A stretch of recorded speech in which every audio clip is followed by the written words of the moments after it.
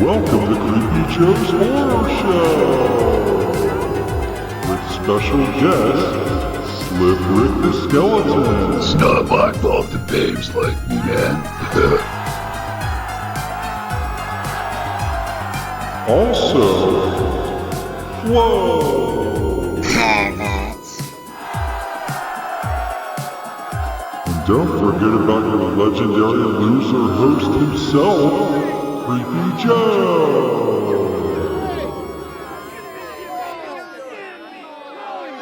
Welcome to Creepy Joe's Horror Show. Tonight we have Hellraiser from 1987. Hellraiser from 1987 tells the story of an unfaithful wife and her dead lover. The chilling nightmare introduces the iconic demon, Pinhead. Hellraiser from 1987. Classic movie, as you all know. If you haven't seen, images of Pinhead before, whether it's a commercial or everybody's seen Hellraiser for the most part, but for those of you out there that haven't, there's a reason I'm doing this towards the very end here, because it's definitely one of the best on Tubi that, as far as like straight horror goes. This isn't a horror comedy or anything silly or anything about this. This is a horror movie. And it's very well written, it's very well directed, it's very well done by Clive Barker, who is a legend. Well, actually, he's only done like one or two films. Here they are.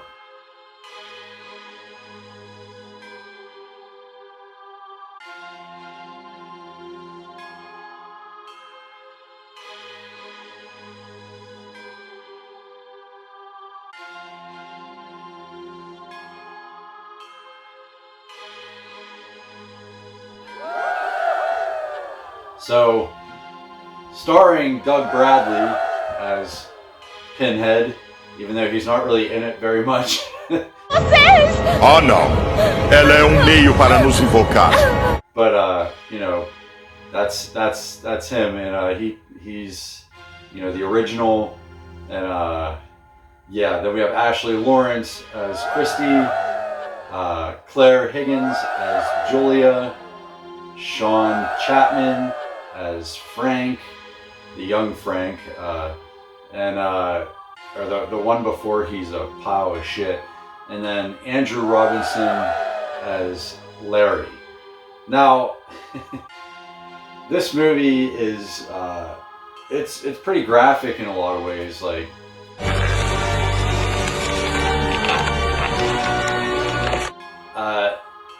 it starts out basically with there's a puzzle box that opens different dimensions. It opens doors to the Cenobites, which are like demons, or however you want to interpret them. I mean, the way I see it off the top of my head, and I'm not the smartest person in the world, so I see it as it opens up doors to other dimensions, like to hell, basically. And the box is like being sold at the very beginning to Frank. Wow. And for some reason, Frank's like always like sweaty as all hell. It looks like he just got done running like 12 miles. And he's trying to find like the ultimate, I don't know, he's like a sick fuck, dude. He's sleeping with his brother's, wife.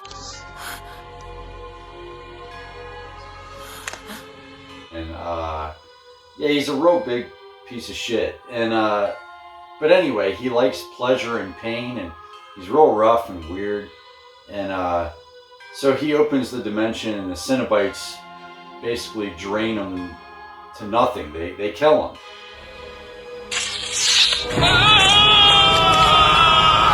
But somehow,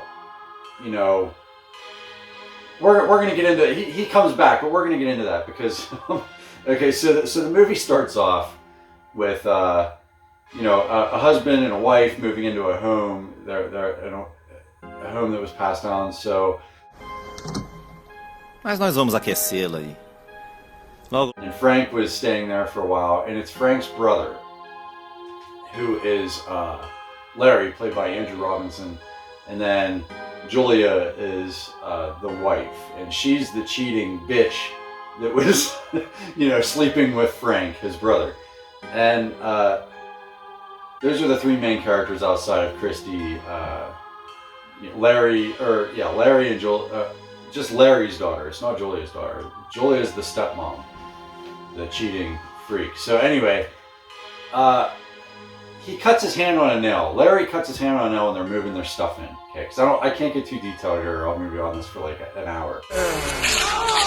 And he goes up in the attic and tries to, shows Julia, because he's freaking out. He can't look at blood. He's bleeding all over the floor. And that blood brought back Frank.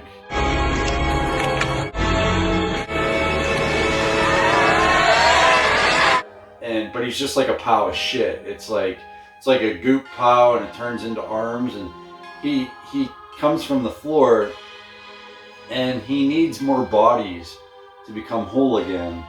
And he obviously has the help from Julia, because she's in love with him, even though she's married and she thought he was dead, and she's married to his brother, and she loves his brother to a certain extent, but she really is like infatuated and obsessed with Frank. And so she decides to help him and lure people there to get murdered.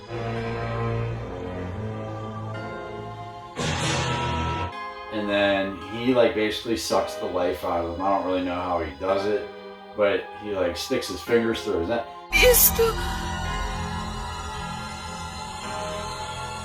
And he's almost whole. I don't know why it takes 12.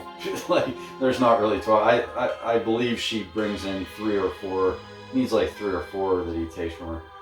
And he's still not fully back. And it's bizarre, because it's why does it take so many people to bring you back when you're just one guy? But whatever. The story's awesome. I mean, I'm not knocking the story. I love Clive Barker, and this is, a great example of his genius. So he ends up pretty much being whole, and the dad's trying to, Larry's really trying to find a way to make Julia feel better. She's acting weird, because obviously she's, trying to bring him back and secretly talking to him and committing murder and all this other crazy shit. So she's obviously not being herself. So she asks her daughter Christy to kind of check up on her and talk to her and maybe become friends. So she goes there too, and she sees her luring someone in the house, so she's like, oh, she's cheating on my dad.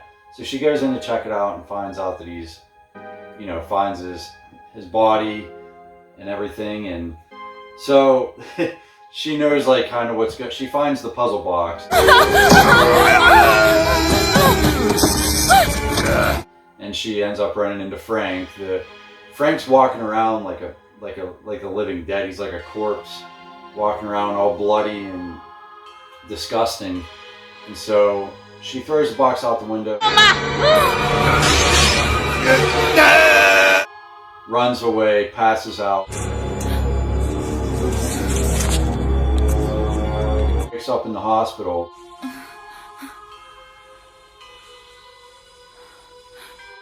With this box and doesn't remember where it came from. Feels like everything might have just been a bad dream, doesn't really remember much. And then she plays with the box, opens up the dimension.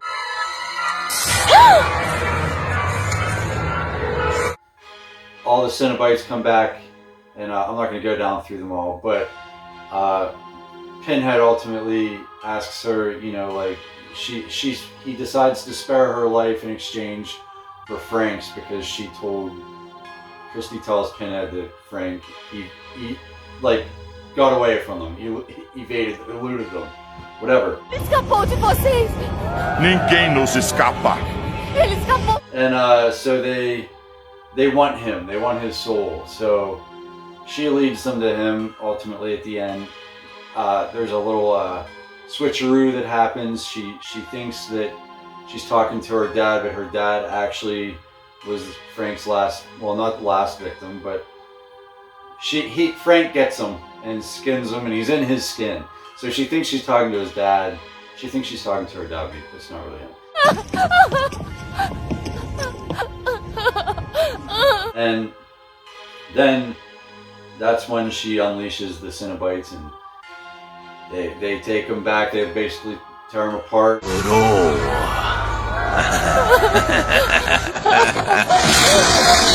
And then they want her to, and then she shuts the puzzle box and escapes.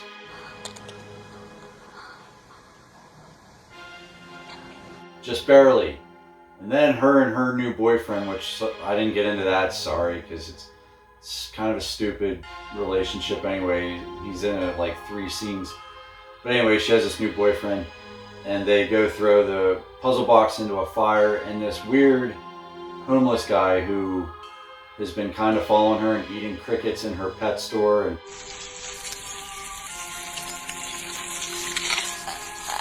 all this weird shit. He pulls it out and he's on fire. He lights himself on fire because he reaches in and just lets it burn him.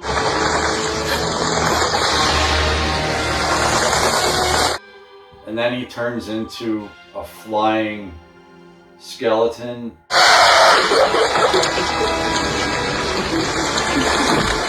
At first I thought it was like, you know, the Deadite off Army of Darkness, but yeah, or it kind of was like at the end of Fright Night, you know, that cheesy vampire bat looking creature at the end. That is exactly kind of what it was like. I don't know if it was Satan or a demon or whatever. It was an awesome movie either way, but this one definitely deserves a 4 out of 5. It's a cult classic. It is a classic. This it doesn't get any better than this. I mean, it does, but you know, this is pretty damn good. So I would advise you to go watch it. Every single movie that I'm reviewing this entire month, I can't wait till I be done saying that. I only have one more night. And by the way, I don't know what I'm doing tomorrow night for Halloween, so you know, we'll see. I still haven't picked one. I try to keep an open mind. I don't want to be stuck on a project, thinking about a future project. I like to focus on them one at a time. So I don't know yet, but yeah, one more night of this, and but everything that I've done this entire month, you can watch all these movies for free on Tubi, as long as you have internet connection, and they're all on there as of now, you know, even the early ones that I did, so go check them out, and they're probably going to be on there for a while, because the whole point of this was to do this for free for the entire month, and do one every single night, so that I could kind of see some of the movies that I haven't seen in the past, and you know, this isn't one of them. I've seen this a million times, but I haven't seen this in about 20 years, and I think that made it more interesting. Like, I used to watch this all the time back when I was a child in the 90s, and I really don't. I remembered obviously like the basis of it, and you know, you don't forget everything, but like I couldn't remember it obviously scene for scene. So watching it again was it was like a treat. It was kind of like watching it all over again, because there was a lot of like stuff that maybe I didn't even understand when I was a kid watching it that I do now as a 36-year-old man. So I mean, it was kind of like interesting to relive it. But yeah, check it out, and thanks for hanging out. One more night, guys. Thanks for if you made it this far. I really appreciate you, and I'm gonna continue to do this. Not every night, but you know, randomly here and there, like at least once a week. But thanks for hanging out, and stay creepy. Julia!